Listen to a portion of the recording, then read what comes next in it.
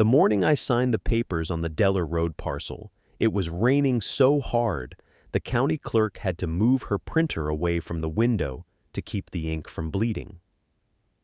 February 14th, 2022. I remember the date because the woman behind me in line was buying a marriage license, and she kept looking at my paperwork with this expression I couldn't quite name, somewhere between pity and bewilderment. 43 acres, 14 of which were underwater from November through March most years. The rest was clay-heavy hardpan that hadn't been cropped since 2016, when the previous owner, an older man named Gideon Pratt, had walked away from his lease agreement with the co-op and let the whole thing go to thistle and standing water. The county assessor had valued it at $62,000. I paid $51,500, which was every dollar I had, and $4,000 I borrowed from a woman at my grandmother's church who told me to pay her back whenever I could, and meant it. Everyone thought I was making a mistake. Not the polite kind of mistake that people keep quiet about. The loud kind. My neighbor to the east, a man who runs a soybean operation out of a climate-controlled cab and has not walked a full field in years, stopped me in the parking lot of the Teller County Co-op 2 days after the sale closed. He was in his truck, window down, arm resting on the door the way men do when they want to look unhurried. He said he hoped I hadn't paid too much for mud. He said it with a smile that was technically friendly. He told me if I ever wanted to consolidate, he knew some people. I thanked him and drove home on Route 9, past the feed store, past the Methodist church with the broken guttering, past the stand of black walnut trees that marks the northern edge of what is now mine. Mine. That word still catches in my throat sometimes, even now. I was 19 years old. I had $80 in checking, a 2009 Chevy pickup with a cracked dashboard, 2 borrowed books on wetland soil management, and a notebook my grandmother had left me, spiral-bound, the cover warped from years in a damp cellar drawer, full of observations she had made on land not so different from this. She had died in September. By February, I had done the math on everything she left, and this is what it added up to. Not money, a direction. What nobody standing in that county clerk's office could have known. What the man in the soybean truck could not have known. What even I didn't fully understand yet as I turned off Route 9 onto Deller Road and watched my headlights catch the flat silver shine of the flooded field through the rain, was what was already in that ground, waiting. The field was 41 acres of Hardin County clay that had been draining poorly since at least the 1970s, maybe longer. The previous owner, a soybean farmer who'd bought it as a tax write-off in 2003, had never once planted it successfully. He'd tried twice, lost seed both times to standing water, and by 2011 he'd stopped mowing the headlands and just let the cattails take the low end. By the time his estate went to the county for back taxes, the assessment said agricultural value, marginal. The highest bid before mine was $400. The bidder was a salvage man from Tiffin who wanted the drainage tile for scrap. I paid $620 for it. My grandmother's notebook. She dated every entry in the upper right corner in a handwriting so small I had to use the flashlight on my phone to read it in the truck. Had an entry from March 1962 that I'd read so many times I could recite it from memory. She'd been describing a field west of her sister's property in Seneca County. She'd written, "Cattail edge is not waste. It is the soil holding its water until it's asked to give. Find where the tile breaks and you find where the patience ends."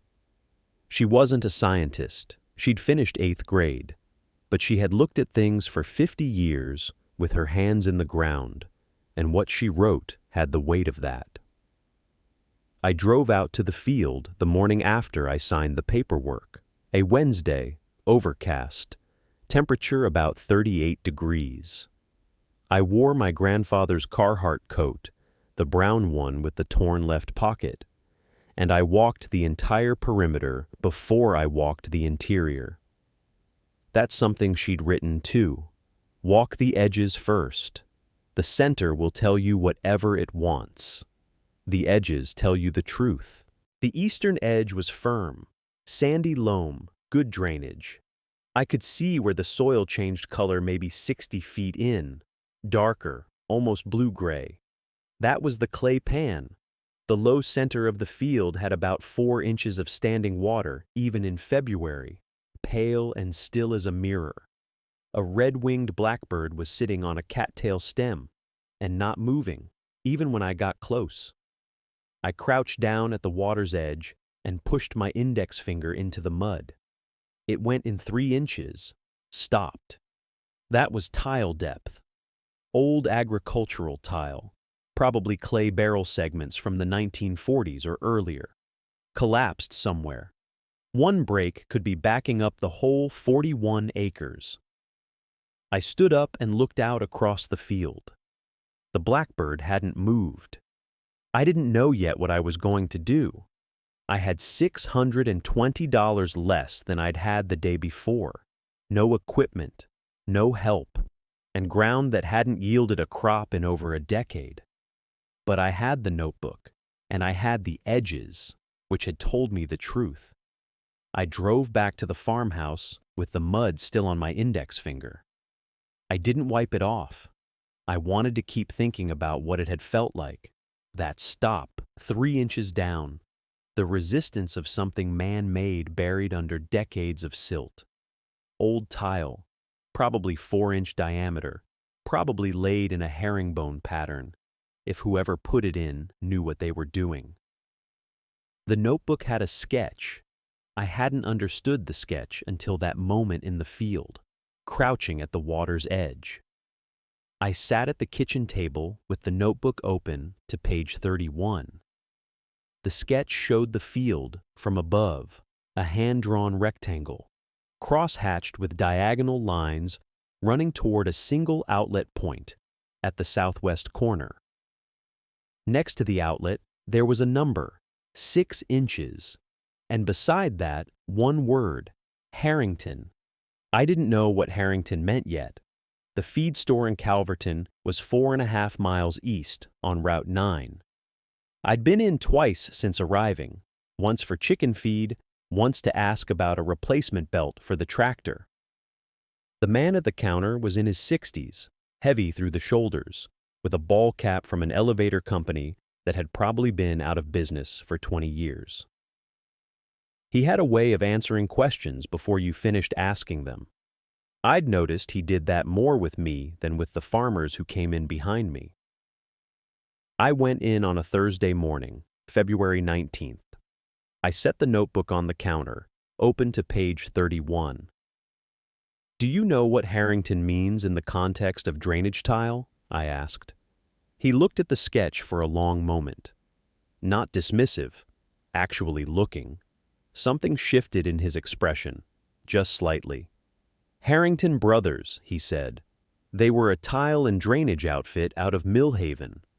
Put in half the subsurface drainage in this county between 1938 and 1961. Went under when the brothers died. You'd have to go through the county extension records to find their work maps. Do those still exist?" "Some do." He paused. "Whose field is this?" I told him which parcel.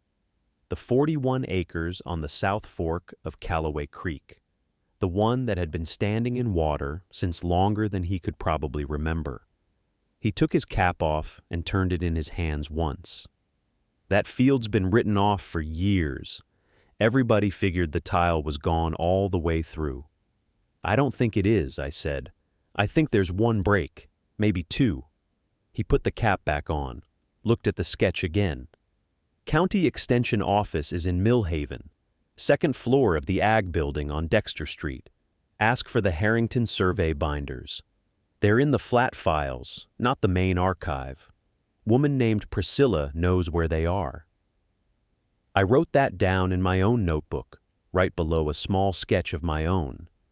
The mud line, the standing water, the place where the blackbird had been sitting and not moving. I drove to Millhaven the next morning. Thursday, the 6th of March. The roads were still soft from the overnight frost melting off, and the truck fishtailed twice on the county highway before I got to the blacktop. It was 23 miles to the Ag Building on Dexter Street. I counted them. The extension office smelled like old paper and radiator heat.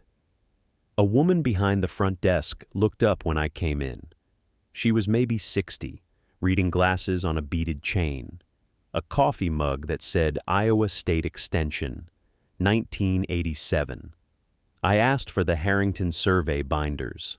She tilted her head just slightly, the way people do when they're deciding whether to ask a question or just answer the one in front of them. Flat files, she said. Back room. Give me a minute. I waited by the door. On the wall was a framed poster about cover crop rotations, dated 1994, with a small water stain at the lower corner that had turned the soil diagram the color of rust.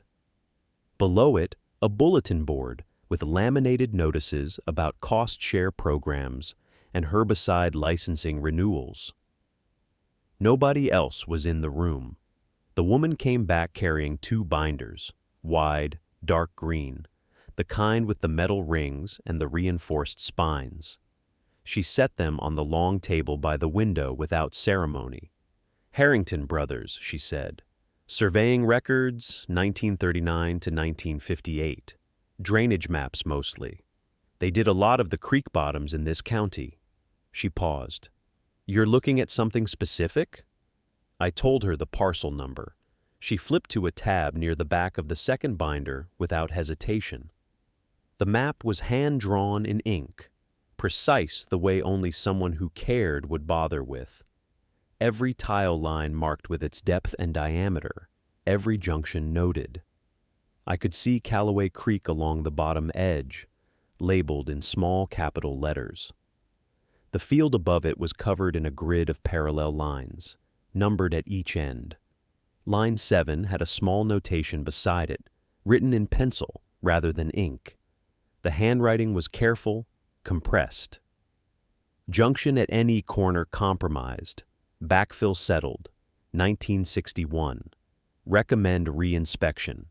That was the last entry in the binder. A recommendation written in 1961 that nobody had acted on in 62 years. I leaned closer. The junction it referenced was drawn at the northeast corner of the field, right where the elevation dropped toward the low spot I'd been staring at for weeks, right where the water had been sitting longest, right where the blackbird had been standing in mud up to its ankles, like it knew something. I took out my notebook and started copying. Not the whole map. I asked if I could photograph it, and the woman said yes, without looking up from whatever she'd returned to at the front desk.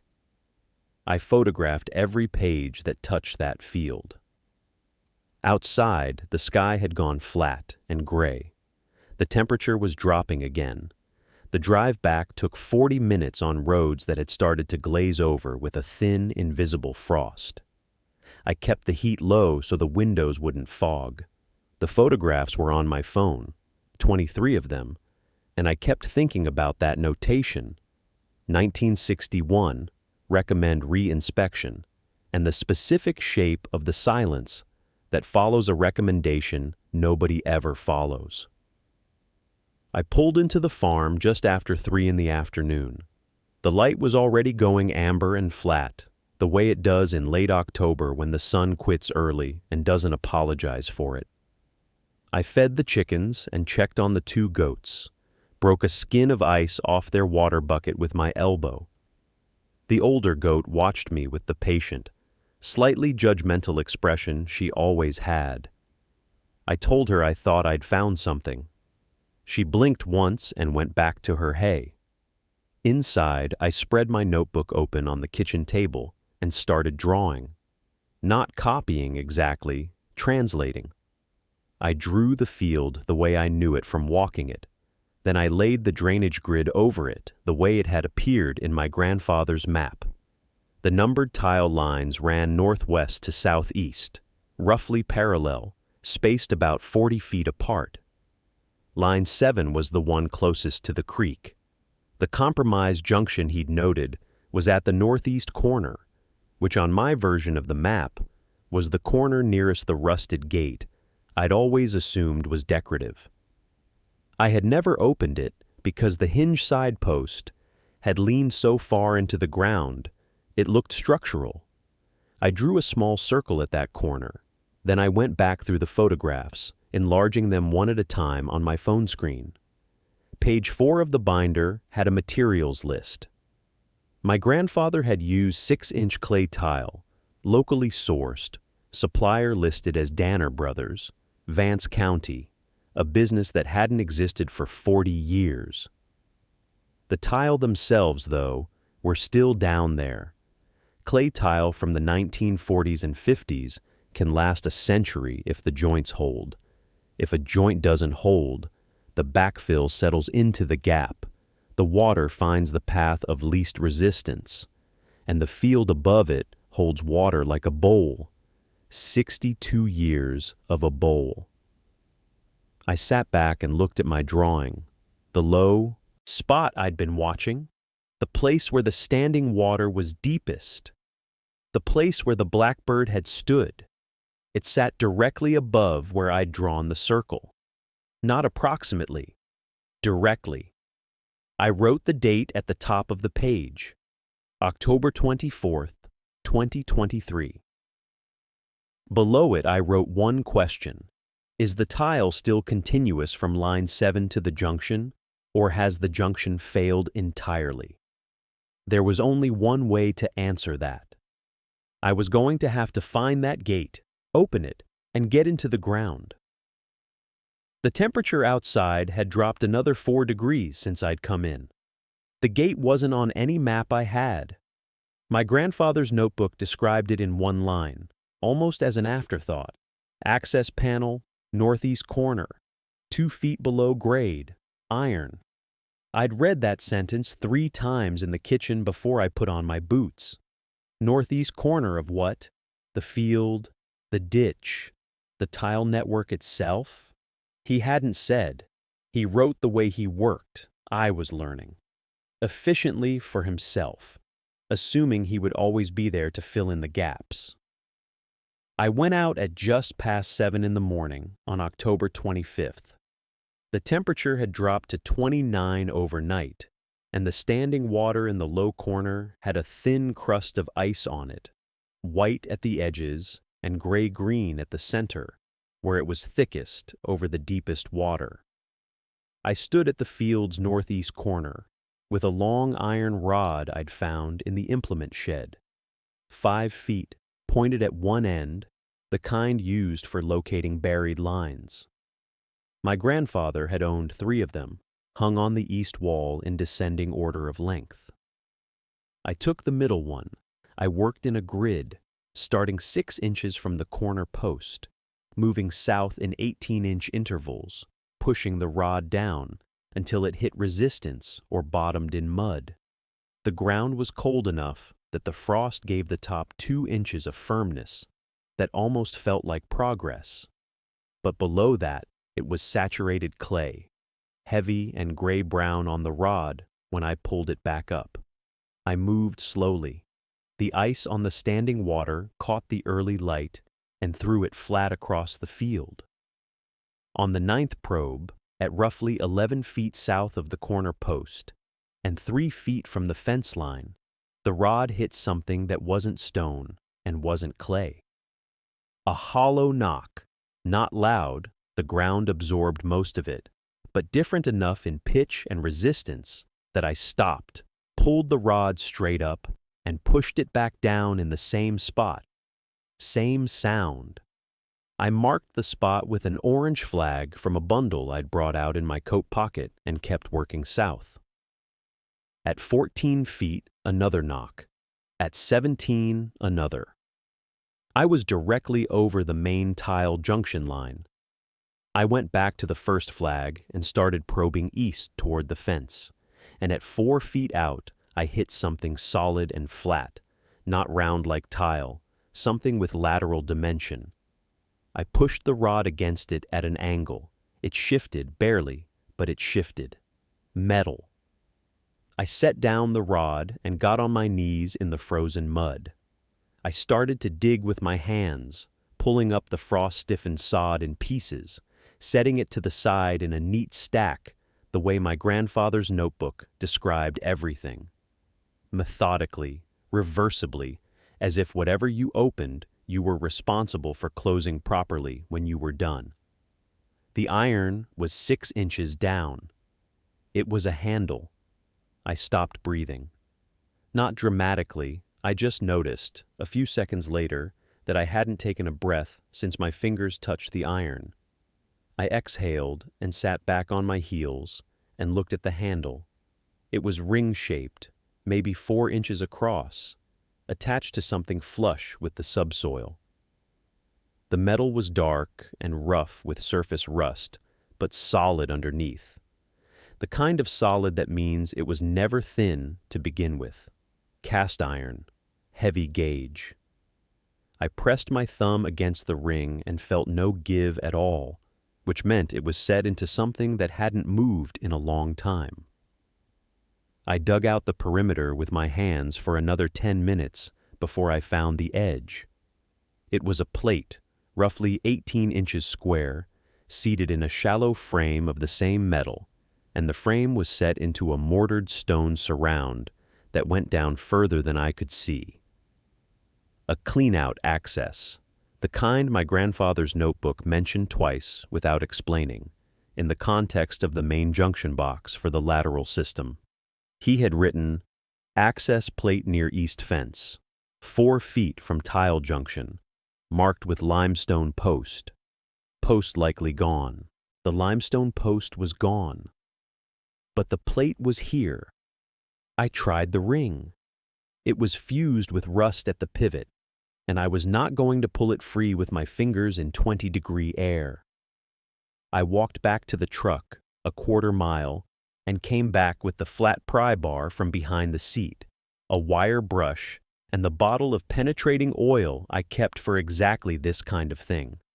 I worked the oil into the ring pivot and the plate seam and let it sit for 15 minutes while I finished probing the southern boundary of the third wet patch. By the time I came back, the oil had crept in far enough that the ring moved, grudgingly, with a grinding complaint, and pivoted to vertical.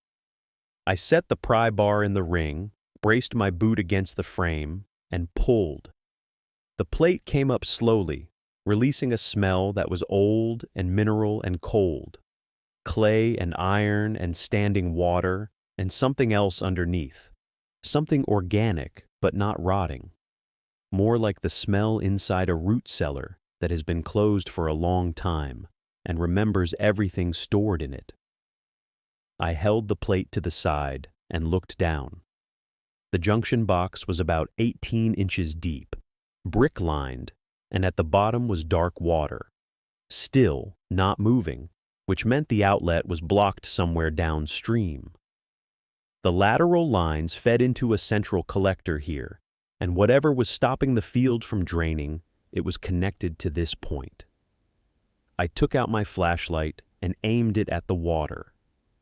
There was something on the bottom that wasn't brick. I lowered myself onto my stomach at the edge of the junction box, the cold of the ground coming up through my barn coat immediately, and aimed the flashlight straight down. The water was maybe 8 inches deep in the box, still glass flat, and through it I could see the bottom clearly enough. There were 2 objects. One was a length of clay tile, cracked lengthwise and lying crosswise across the collector outlet, which explained the blockage. The other was smaller, maybe 8 inches long, rectangular, wrapped in something that had gone dark with water and age, but had not disintegrated. It sat on the brick floor of the box, like it had been placed there deliberately, not like something that had fallen in. I looked at it for a long moment. The temperature that morning was 31 degrees, and the air coming up out of the box was colder than that, the kind of cold that has nowhere to go and so just sits. I didn't reach for it immediately. I made myself look at the cracked tile first, at the angle of the break, at how it had come to rest, at whether it was a stress fracture or something older. It was old. The tile itself was orange clay, hand-fired by the look of the finish, not the smooth extruded terracotta that replaced it in the 1950s. This tile had gone in decades before that. Then I reached for the wrapped object. I had a pair of nitrile gloves in my coat pocket. I'd started keeping them there after the third morning I came in from the field with my hands stained with something I couldn't name, and I pulled them on before touching it. The water was close to freezing. I held my breath, reached down to the elbow, and lifted it out. It was heavier than it looked, dense. The wrapping was canvas, the old waxed kind, wound several times and then tied with wire rather than cord. Wire meant whoever sealed it expected water. The wax had failed in places. The canvas had gone from tan to near black, but where I pressed my thumb, the fabric held. Whatever was inside had not been submerged. It had been suspended in the box above the waterline at some earlier stage, and the water had risen to meet it over the years, as the outlet blocked and the collector filled. I sat up and held it in my lap. It was roughly the weight of a hardback book. I didn't open it there. The field was still wet. The morning was still below freezing, and I had a blocked outlet to clear before the next rain, which the county forecast said would come Thursday, 2 days out. I set the wrapped object on the dry grass 6 feet from the box, took the pry bar, and dropped back down to work on the cracked tile. But I kept looking at it while I worked. The tile was cracked in 2 places, a clean transverse break about 8 inches from the outlet mouth, and a longer diagonal fissure running up toward the sidewall of the box. The diagonal was older, the edges had calcified, built up a pale mineral crust that told me it had been leaking there for years, maybe longer. The transverse break was newer, the clay still sharp enough to cut through my work glove if I wasn't careful. I pulled the broken section out in pieces, 3 of them, each about the size of a thick dinner plate, and set them on the rim. Then I could see the blockage clearly, not roots this time, not accumulated silt. Someone had driven a wooden stake into the outlet mouth from the downstream side, not by accident. The stake was oak, seasoned dark, by however many wet seasons it had sat there, and it had been driven in at a slight upward angle so that water pressure would seat it tighter rather than push it free. I looked at it for a long moment. Then I pulled it. The water in the collector dropped 4 inches in the first 90 seconds. I watched the measurement nail I'd driven into the west wall earlier in the month. 4 inches, then another 2 over the following few minutes, slower as the level fell below the outlet threshold, and the remaining water shifted to gravity drainage through the underdrain tiles below. By the time I climbed out, my knees soaked through, and my back complaining about the angle I'd held for 40 minutes. The field behind me had already begun making that sound. The low, almost inaudible exhale of saturated ground beginning to move water downward instead of holding it. I picked up the wrapped canvas bundle from the dry grass. It had sat there the whole time, patient, the way objects that have been waiting decades seem to carry patience in their weight. I walked it back to the truck and set it on the passenger seat. I didn't put it in the bed. I don't know exactly why. Something about the wax canvas and the wire binding, the intentionality of it, Someone had wrapped this, expecting it to survive something. Putting it in the bed with the pry bar and the broken tile fragments felt wrong. The drive back to the farmhouse was 11 minutes. I know because I watched the clock without meaning to. The way you watch a clock when you're trying not to think about what's sitting next to you. The wrapped object shifted once on a curve, touched my thigh through my wet jeans, and I put my hand on it briefly to stop it sliding. It was still cold from the box water. I parked in the barn drive and sat there with the engine running for a moment. Then I turned it off and carried it inside. I set it on the kitchen table, which is what you do in that farmhouse with anything that needs to be looked at seriously. The table is where decisions live. It's where I spread the drainage maps in March, where I signed the equipment lease in April, where I ate cereal alone on the first morning after the attorney handed me the keys and drove away. The wax canvas was a deep olive green, darkened to near black at the fold lines from decades of compression. The wire binding was twisted in a specific way, not just looped, but actually knotted in a figure-8 pattern at 2 points. The kind of careful work that says, I want this found intact, not just preserved. I got the wire cutters from the junk drawer and cut both knots rather than trying to untwist them.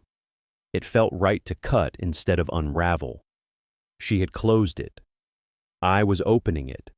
Inside the canvas was a second layer, a piece of what looked like oilcloth, the kind with a printed pattern, though the pattern had faded to almost nothing, just faint geometry visible if the light hit at the right angle. I peeled that back. There were 3 things. A small notebook, cloth-covered, the same size as the ones I'd found in the farmhouse desk, but older, the cloth worn through at the corners to the cardboard beneath. A folded piece of paper that turned out to be a hand-drawn map, pencil on what felt like tracing paper, labeled in handwriting I recognized immediately as hers from the other journals, and a small brass key on a loop of red string, the string dry and stiff, the kind of red that had once been brighter. I didn't open the notebook yet.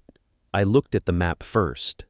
It showed this property, the original parcel, before the corner acre was sold off in 1961, which I knew from the deed. The flooded field was on it, labeled in pencil with 2 words I had to tilt toward the window light to read. Spring-fed, not a problem, not a liability, a description. She had known. Whoever drew this had known exactly what that low corner was, had named it plainly, had considered it a feature precise enough to put on, a document meant to survive. Below the field, in different pencil, harder lead, a different hand, drawn at a different time, someone had added 3 small rectangles in a row, like buildings that didn't exist yet, or buildings that had already come down. No labels, just the shapes, careful and deliberate, placed at the edge of the spring-fed ground. I set the map down and picked up the key. It was small, old enough that the bow was oval, not round, and the blade had only 2 cuts. I turned it over, nothing engraved, nothing scratched in. I set it on the map, in the center, and looked at all 3 objects arranged on the kitchen table, in the thin afternoon light, the 3 rectangles on the map. I kept coming back to them. I had walked every acre of this farm in the 2 years since I signed the papers. I knew where the fence line sagged near the road. I knew which gate latch froze in January. I knew the exact point in the east hayfield where the soil changed texture under your boots, from loam to something heavier and darker. But 3 small buildings drawn in hard pencil at the edge of the spring-fed ground. I had nothing that matched them. I put on my barn coat. It was just after 3 in the afternoon on a Thursday in late October, the light already dropping sideways, and I had maybe 90 minutes before it would be too dim to see by. I folded the map carefully along its original creases and put it in my coat pocket with the key. The deed I left on the table. The flooded field had been dry since August. That was new. In the 2 previous years I had owned it, it had held water through September. The drainage work had changed its behavior in ways I was still learning to read. The soil at the low corner was dark and soft, but not wet, and the grass there was a different species than the upland grass, finer, almost blue-green, the kind that grows near springs all over this part of the county. I stood at the low corner and oriented the map. The 3 rectangles sat roughly northeast of the field's center, between the spring and the old hedgerow of Osage orange that marked where the property line had run before the 1961 sale. I walked toward the hedgerow slowly, watching the ground. The grass changed. There was a slight rise, almost imperceptible, and then the soil firmed, and I felt the ground become uneven in a way that grass alone doesn't explain. I stopped. I pushed the toe of my boot against the earth and felt resistance 6 inches down that wasn't rock, too flat, too regular. I crouched and pulled the grass back with both hands, and underneath it, at the surface, was the edge of a stone course. Fitted sandstone, dry laid, 2 courses high where the ground hadn't yet reclaimed it, moss-covered and the color of old pewter. A foundation, small, maybe 12 by 18 feet, from what I could trace with my hands before the light got too thin. I stood and looked northeast and found the second one 6 paces away, and the third beyond that, all 3 aligned along the higher ground at the spring's edge. I took the key out of my pocket. Whatever these foundations had held, they were long gone. But someone had drawn them on that map after they were gone, had drawn them from memory or from knowledge passed down, as though the buildings still mattered even after they had ceased to exist. I looked at the key in my palm. I stood there at the edge of the 3rd foundation until the last of the light was gone, and I was reading the ground by feel more than sight. 3 structures, the spring at the center, the drainage channels running southwest, in a pattern that wasn't erosion. It was intention. It was someone who had studied where the water went and decided to help it go there. I walked back in the dark, and I didn't use the flashlight on my phone until I reached the fence line. That was 2 weeks ago. I've been back to those foundations 4 times since. I brought a measuring tape on the second visit and confirmed what my hands had told me. 12 by 17, 11 by 20, and the third one smaller, maybe 10 by 10, which I think was a smokehouse from the proportions. The drainage channels measure out to a fall of about 8 inches over 40 feet, which is enough, more than enough. I've been talking to the county extension office. There's a woman there who has been working with small farms in this part of Wisconsin for 22 years. And when I described what I'd found, the spring, the channels, the old impoundment line I traced along the northwest edge of the field, she got quiet in the way people get quiet when something makes sense to them. She said there are grants available for restored wetland systems on former agricultural land. She said the soil in a field that's been holding water for decades is often some of the richest ground there is, once it's properly managed. She said she'd come out. She came out last Thursday. She walked the field with her boots getting heavy with mud, and she didn't complain once. When she reached the spring, she crouched down exactly the way I had, and she pressed her palm into the ground and held it there.